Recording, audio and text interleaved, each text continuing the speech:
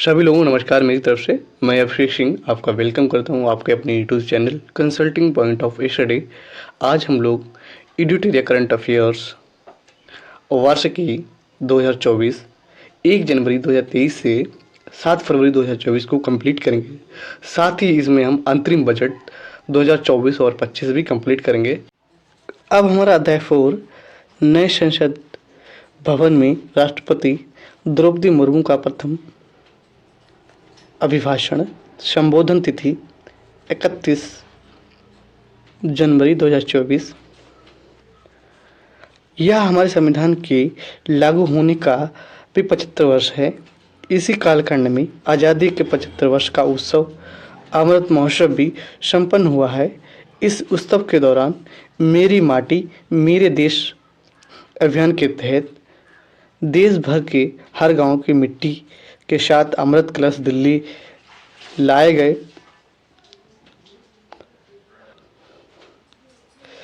2 लाख से ज़्यादा शिला फलकम स्थापित किए गए। 70,000 से ज़्यादा अमृत सरोवर बने। 2 लाख से ज़्यादा अमृत वाटिकाओं का निर्माण हुआ। 2 लाख करोड़ से ज़्यादा पेड़ पौधे लगाए गए। इस अमृत महोत्सव के दौरान ही कर्तव्य पथ पर नेताजी सुभाष चंद्र बोस की प्रतिमा स्थापित की गई। राजधानी दिल्ली में देश के अब तक सभी प्रधानमंत्रियों को समर्पित म्यूजियम खोला गया। शांति निकेतन और होसला मंदिर वर्ल्ड हेरिटेज लिस्ट में शामिल हुए। साहिबजादों की याद में वीर बाल दिवस घोषित किया गया। भगवान बिरसा मुंडा के जन्म दिवस को जनजातीय गौरव दिवस घोषित किया गया। विभाजन की विभीषिका को याद करते हुए 14 अगस्त को विभाजन विभीषिका स्मृति दिवस के रूप में घोषित किया गया। बीता वर्ष भारत के लिए ऐतिहासिक उपलब्धियों से भरा रहा। भारत चंद्रमा के दक्षिणी ध्रुव पर झंडा फहराने वाला पहला देश बना। भारत ने सफलता के साथ आदित्य मिशन लॉन्च किया। धरती से 15 लाख किलोमीटर दूर तक अपनी सैटेलाइट पहुंचाई। ऐतिहासिक G20 सम्मेलन की सफलता ने पूरे विश्व भर में भारत की भूमिकाओं को सशक्त किया।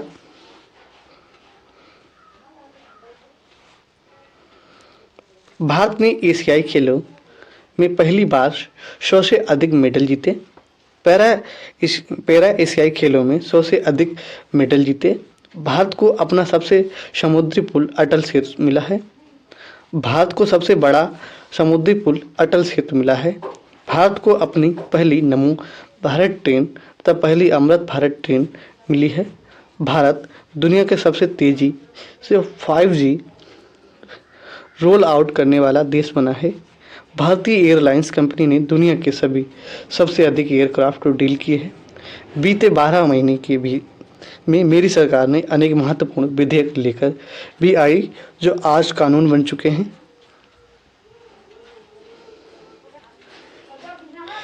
3 दशक बाद नारी शक्ति वंदन अधिनियम संसद में पारित की गई। इसमें लोकसभा तथा विधानसभा महिलाओं की ज़्यादा भागीदारी सुनिश्चित की गई। डिजिटल पर्सनल डेटा प्रोटेक्शन अधिनियम से डिजिटल स्पेस एंड सुरक्षित होने वाला है। अनुसंधान नेशनल रिसर्च फाउंडेशन अधिनियम से देश में रिसर्च और इनोवेशन को बल मिलेगा। जम्मू और कश्मीर आरक्षण कानून से वहाँ भी जनजातीय समुदायों को भी प्रतिनिधित्व का अधिकार मिलेगा। इस दौरान सेंट्रल यूनिवर्सिटी कानून में भी संशोधन किया गया है। इससे तेलंगाना में शिवमोगा शरक्का सेंट्रल ट्राइबल यूनिवर्सिटी बनाने का रास्ता सुगम हुआ। पिछले 10 वर्षों में भारत ने राष्ट्र हितों में ऐसे अनेक कार्यों को पूरा करते हुए देखा जिनका इंतजार देश के लोगों को दशकों से था। राम मंदिर के निर्माण की आकांक्षा सदियों से थी, आज ये सच हो चुका है। जम्मू कश्मीर में आर्टिकल 370 हटाने को लेकर शंकाएं थी, आज वे इतिहास हो चुके हैं। इसी संसद ने 3 तलाक को विरुद्ध कड़ा कानून बनाया। इसी संसद ने हमारे पड़ोसी देशों से आए पीड़ित अल्पसंख्यकों को नागरिकता देने का वाला कानून बनाया।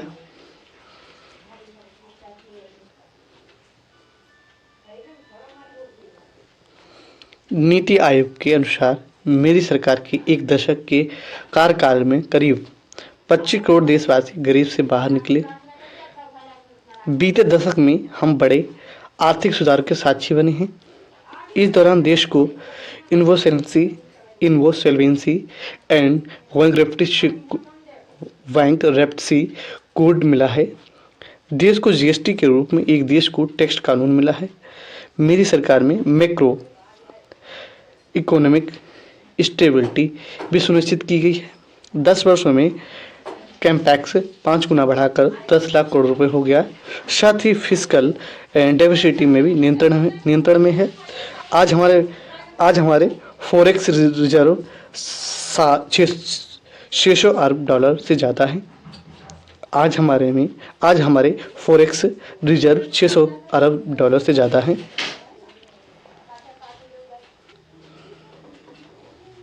बैंकों का एनपीए जो कभी डबल डिजिट में होता था, अब आज वो लगभग 4% ही है। मेक इन इंडिया और आत्मनिर्भर भारत अभियान हमारी ताकत बन चुके हैं। भारत आज दुनिया का दूसरा सबसे बड़ा मोबाइल फ़ोन निर्माता देश है। पिछले एक दशक के दौरान मोबाइल फ़ोन मैन्युफैक्चरिंग में 5 गुना बढ़ोतरी हुई है। कुछ साल पहले भारत खिलौने आयात करता था, आज मेड इन इंडिया खिलौने निर्यात कर रहा है। भारत का डिफेंस प्रोडक्शन 1 लाख करोड़ रुपए पार हो चुका है। भारत का डिफेंस प्रोडक्शन 1 लाख करोड़ रुपए के पार हो चुका है। आज हर भारतीय देश में बने एयरक्राफ्ट कैरियर आईएनएस विक्रांत को देखकर गर्व से भरा हुआ है। लड़ाकू विमान तेजस अब हमारी वायुसेना की ताकत बन रहा है। C-295 ट्रांसपोर्ट एयरक्राफ्ट का निर्माण भारत में होने जा रहा है। आधुनिक एयरक्राफ्ट इंजन में भी भारत का बनाया जाएगा। उत्तर प्रदेश और तमिलनाडु में डिफेंस कॉरिडोर का विकास हो रहा है। मेरी सरकार ने डिफेंस सेक्टर में निजी क्षेत्र को भागीदारी सुनिश्चित की है। स्पेस सेक्टर को भी हमारी सरकार ने युवा स्टार्टअप के लिए खोल दिया है। एमएसएमईज और लघु उद्यमियों को सशक्त करने के लिए मेरी सरकार पूरी प्रतिबद्धता से काम कर रही है। एमएसएमई की परिभाषा का विस्तार किया गया है। नई परिभाषाओं में निवेश टर्नओवर को समाहित किया गया है। आज उद्यम और उद्यम असिस्ट पोर्टल पर लगभग 3.5 करोड़ एमएसएमई रजिस्टर्ड हैं। बीते वर्षों में एमएसएमई के लिए क्रेडिट गारंटी स्कीम के तहत 5 लाख करोड़ रुपए की गारंटी स्वीकृत की गई है। डिजिटल के साथ फिजिकल इंफ्रास्ट्रक्चर भी रिकॉर्ड निवेश हुआ है पिछले 10 वर्षों के दौरान।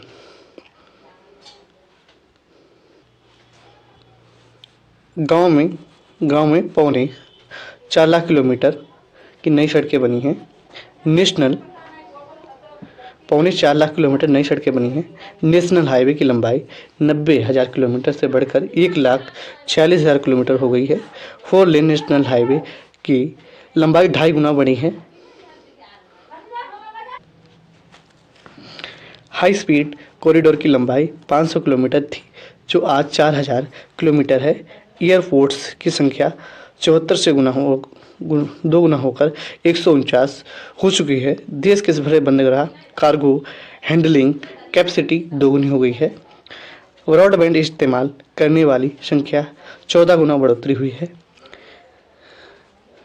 देश की लगभग 2 लाख गांव पंचायतों को ऑप्टिकल फाइबर से जोड़ा जा चुका है। 4 लाख से अधिक कॉमन सर्विस सेंटर भी खुले हैं, जो रोजगार का एक बड़ा माध्यम बने हैं। देश में 10,000 किलोमीटर गैस पाइपलाइन भी बिछाई गई है। One nation one power grid में बिजली की व्यवस्था की सुधार हुआ है। सिर्फ 5 शहरों में समिति मेट्रो सिर्फ 5 शहरों तक समिति मेट्रो की सुविधा आज 20 शहरों में है। 25,000 किलोमीटर से ज़्यादा रेलवे ट्रैक बिछाए गए हैं। ये कई विकसित देशों के कुल ट्रैकों की लंबाई से ज़्यादा है। भारत रेलवे को 100% बिजलीकरण के बहुत निकट है। इस दौरान भारत में पहली बार सेमी हाई स्पीड ट्रेन शुरू हुई है। आज 39 से ज़्यादा रूट्स पर वंदे भारत ट्रेन चल रही है। अमृत भारत स्टेशन योजना के तहत 13,000 से ज़्यादा रेलवे स्टेशनों का कायाकल्प हो रहा है। नारी शक्ति सामर्थ्य बढ़ाने के लिए मेरी सरकार ने हर स्तर पर काम कर रही है। इस वर्ष 2024 की गणतंत्र दिवस परेड में नारी शक्ति के लिए समर्पित थी। हम सब जानते हैं कि महिलाओं को लिए आर्थिक सहायता के से क्या मायने हैं। आज लगभग 10 करोड़ महिलाएं स्वयं सहायता समूह से जुड़ चुकी हैं। मेरी सरकार 2 करोड़ महिलाओं को लाखपति दीदी बनाने का अभियान चला रही है। नमो ड्रोन दीदी योजना के तहत समूह को 15,000 ड्रोन उपलब्ध कराए जा रहे हैं। मात्र अवकाश 12 सप्ताह से बढ़ाकर 26 सप्ताह करने को देश की लाखों महिलाओं को बहुत मदद मिलेगी। मेरी सरकार ने महिलाओं को पहली बार सशस्त्र बलों में परमानेंट कमीशन दिया है। पहली बार सैनिक स्कूल और राष्ट्रीय सुरक्षा अकादमी में महिला कैडेट्स को प्रवेश दिए गए हैं। आज महिलाएं फाइटर पायलट भी हैं और नौसेना के जहाज को भी अपनी पहली बार कमांड कर रही हैं। मुद्रा योजना के तहत 46 करोड़ से ज़्यादा लोन दिए गए हैं, जिसमें करीब 31 करोड़ से ज़्यादा लोन महिलाओं को भी मिल चुके हैं। इस योजना से लाभ लेकर करोड़ों महिलाओं ने स्वरोजगार शुरू किया है। मेरी सरकार ने पहली बार 10 करोड़ से अधिक छोटे किसानों को भी देश से कृषि नीति और योजनाओं को प्रमुखता दी है। ये मेरी सरकार ही है जिसमें पहली बार कृषि निर्यात नीति बनाई गई है। इसमें एग्रीकल्चर एक्सपोर्ट 4 लाख करोड़ रुपए तक पहुंचा है।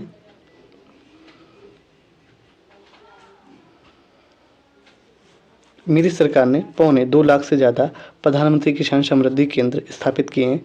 अभी तक लगभग 8,000 किसान उत्पादक संघ FPO बनाए जा चुके हैं। मेरी सरकार कृषि सहकारिता को बढ़ावा दे रही है, इसलिए देश में पहली बार सहकारिता मंत्रालय बनाया गया है।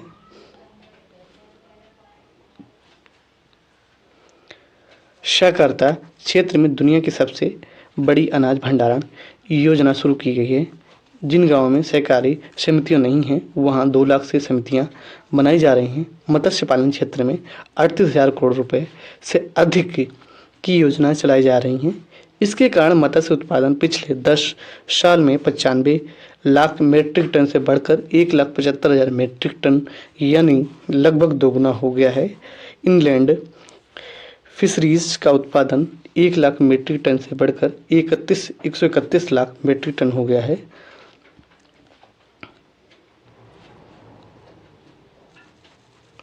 मत्स्य पालन क्षेत्र में निर्यात को भी 3,000 करोड़ रुपए दिए 3,000 रुपये से बढ़ाकर 34,000 करोड़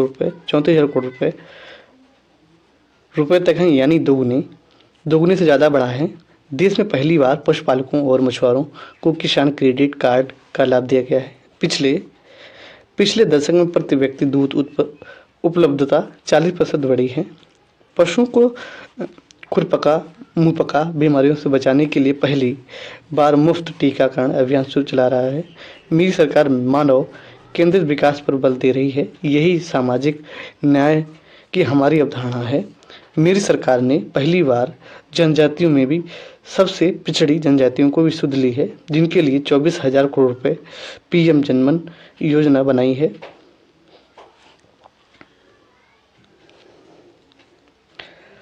आदिवासी परिवारों की अनेक पीढ़ियां सिकल सेल एनीमिया से पीड़ित रही हैं। पहली बार ये राष्ट्रीय मिशन शुरू किया गया है। अब लगभग 1 करोड़ 40 लाख लोगों की जान जा चुकी है। दिव्यांगजनों के लिए मेरी सरकार ने सुगम्य भारत अभियान चलाया है। साथ ही भारतीय सांकेतिक भाषा में पाठ्य पुस्तकें उपलब्ध कराई हैं। ट्रांसजेंडरों को समाज में सम्मानजनक स्थान दिलाने और उनके अधिकारों को संरक्षण हेतु कानून बनाया गया है। रेहड़ी ठेले फुटपाथ पर काम करने वाले साथियों के लिए मेरी सरकार ने PM स्वनिधि योजना शुरू की, जिन्हें बैंकिंग से जोड़ा गया है।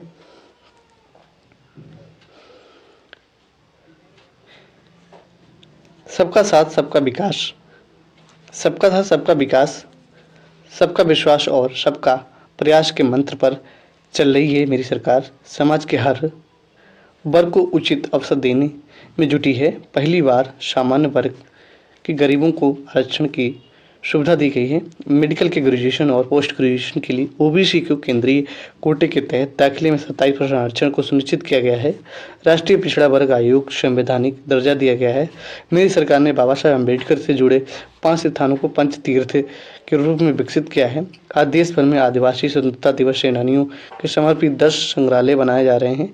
मेरी सरकार ने ये ऐसे क्षेत्रों को भी पहली बार विकसित से जोड़ा है जो दशकों तक उपेक्षित रहे। हमारी सीमाओं से सटे गांव को देश का अंतिम गांव माना जाता है। जो मेरी सरकार ने इन्हें देश का पहला गांव बनाया। इन गांवों को विकास के लिए वाइब्रेंट विलेज प्रोग्राम शुरू किया है।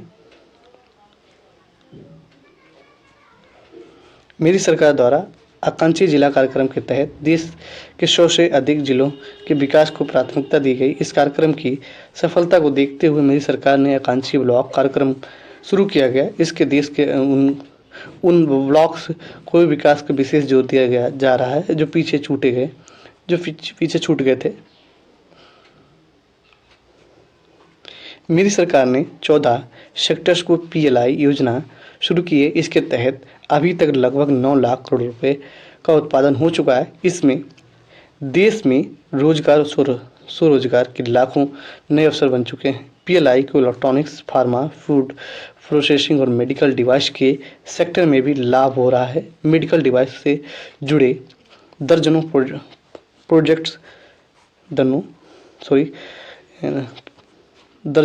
प्रोजेक्ट से उत्पादन शुरू हो चुका है। मेरी सरकार ने देश में 3 ब्लॉक वर्ल्ड ड्रग पार्क स्थापित किए। विश्व में आज ऐसे उत्पादों को विशेष मांग है जो पर्यावरण के अनुकूल हैं। इसलिए मेरी सरकार ने जीरो इफेक्ट जीरो डिफेक्ट पर बल दे रही है। आज ग्रीन एनर्जी पर हमारा बहुत फोकस है।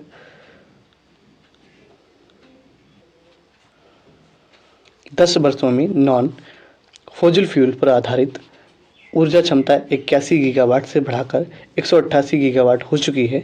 इस दौरान सोलर पावर कैपेसिटी में 26 गुना बढ़ोतरी हुई है। इसी तरह विंड पावर कैपेसिटी दोगुनी हो गई है। रिन्यूएबल एनर्जी इंस्टॉल्ड कैपेसिटी की दृष्टि से हम दुनिया के चौथे नंबर पर हैं। बाइंड पावर कैपेसिटी में हम चौथे नंबर पर हैं। सोलर पावर कैपेसिटी के हम 5वें नंबर पर हैं। भारत ने 2030 तक अपनी स्थिति की क्षमता में 25% नॉन फ्यूजल फ्यूल को पूरा करने का लक्ष्य रखा है। बीते 10 वर्षों में 11 नए सोलर पार्क बन चुके हैं। 9 सोलर पार्कों पर आज काम चल रहा है। कुछ दिनों पहले ही घर की छत पर सोलर एनर्जी उपलब्ध कराने के लिए एक नई योजना घोषित की गई। इसके तहत 1 करोड़ परिवारों को मदद दी जाएगी। इसमें बिजली का बिल भी कम होगा और अतिरिक्त बिजली की खरीद पर विद्युत बाजार में की जाएगी। परमाणु ऊर्जा के क्षेत्र में बहुत तेजी से काम किया जा रहा है। मेरी सरकार ने 10 नए परमाणु ऊर्जा संयंत्रों को स्वीकृति दी है। हाइड्रोजन एनर्जी के क्षेत्र में भारत तेज गति से आगे बढ़ रहा है। हम अभी तक लद्दाख और दमन द्वीप में 2 प्रोजेक्ट शुरू कर चुके हैं। मेरी सरकार ने इथेनॉल के क्षेत्र में अभूतपूर्व काम किया है। देश 12% इथेनॉल ब्लेंडिंग का लक्ष्य हासिल कर चुका है। बहुत ही जल्द 20% इथेनॉल ब्लेंडिंग का टारगेट भी पूरा होने वाला है। इससे हमारे किसानों को आय बढ़ेगी। कुछ दिन पहले बंगाल की खाड़ी में एक नए ब्लॉक के तेल उत्पादन शुरू हुआ। ये देश के लिए एक बड़ी सफलता है। पूरी दुनिया में भारत के एक ऐतिहासिक G20 सम्मेलन की प्रशंसा की है। ऐसे बटे हुए माहौल में एक मत को दिल्ली घोषणा पत्र जारी होना ऐतिहासिक है। वीमेन लेड डेवलपमेंट को लेकर पर्यावरण के मुद्दों तक भारत का विजन दिल्ली घोषणा पत्र की नींव बना है।